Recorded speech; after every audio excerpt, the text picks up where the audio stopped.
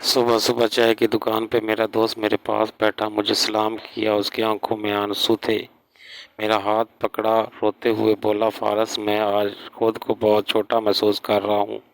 میں حیران تھا، اس کی کمر پہ تھپکی دی، ارے ایسا کیا ہوا میرے شیر کو؟ وہ مجھ سے نظریں نہ ملا رہا تھا اور پھر زور زور سے رونے لگا۔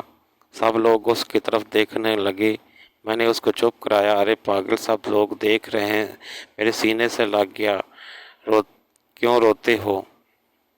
وہ روتے ہوئے بولا، فارس، بہنیں ایسے کیوں ہوتی ہیں؟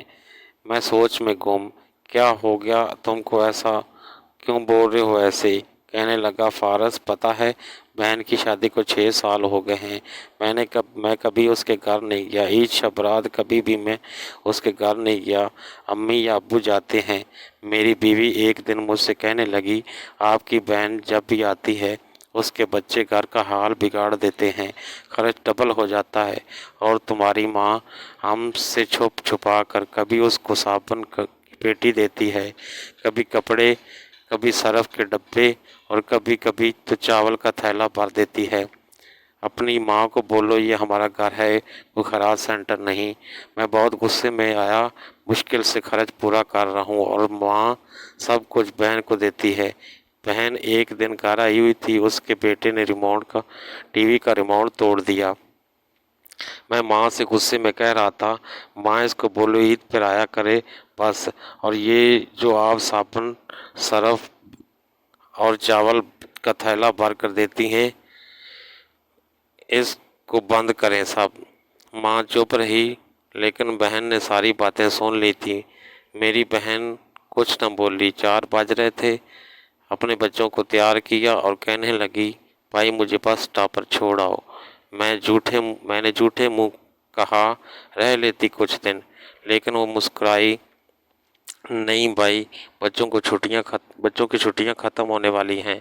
پھر جب ہم دونوں بھائیوں میں زمین کا بٹوارا ہو رہا تھا تو میں نے صاف انکار کیا، بھائی میں اپنی زمین بہن کو نہیں دوں گا۔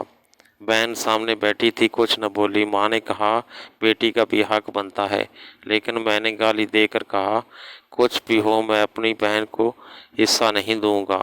میری بیوی بھی بہن کو برا بھلا کہنے لگی، وہ بیچاری خاموش تھی۔ کورونا کے دن ہیں فارس، کام کاج ہے نہیں۔ میرے بڑے بیٹے کو ٹی بی ہو گئی، میرے پاس اس کا علاج کروانے کے پیسے نہیں، بہت پریشان تھا۔ میں نے قرض بھی لے لیا تھا، 1.2 لاکھ۔ بھوک سر پہ تھی، میں بہت پریشان تھا، کمرے میں اکیلا بیٹھا تھا، شاید رو رہا تھا حالات پہ، کہ اتنے میں بہن گھر آئی۔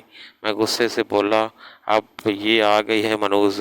بیوی میرے پاس آئی، کوئی ضرورت نہیں گوشت یا بریانی پکانے کی اس کے لیے۔ پھر 1 گھنٹے بعد وہ میرے پاس آئی، بھائی پریشان ہو؟ میں مسکرایا، نہیں تو۔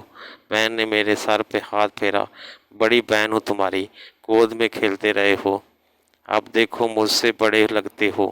پھر میرے قریب ہوئی، اپنے پرس سے سونے کے کنگن نکالے، میرے ہاتھ میں رکھے، آہستہ سے بولی، پاگل تو ایویں پریشان ہوتا ہے، تیرا بھائی شہر گیا ہوا تھا، بچے سکول تھے، میں نے سوچا دوڑتے دوڑتے بھائی سے مل آؤں، یہ کنگن بیچ کر اپنا خرچ کر، بیٹے کا علاج کروا، اور جا اٹھ نائی کی دکان پر جا، داڑھی بڑھا رکھی ہے، شکل تو دیکھ ذرا، کیا حالت بنا رکھی ہے تم نے۔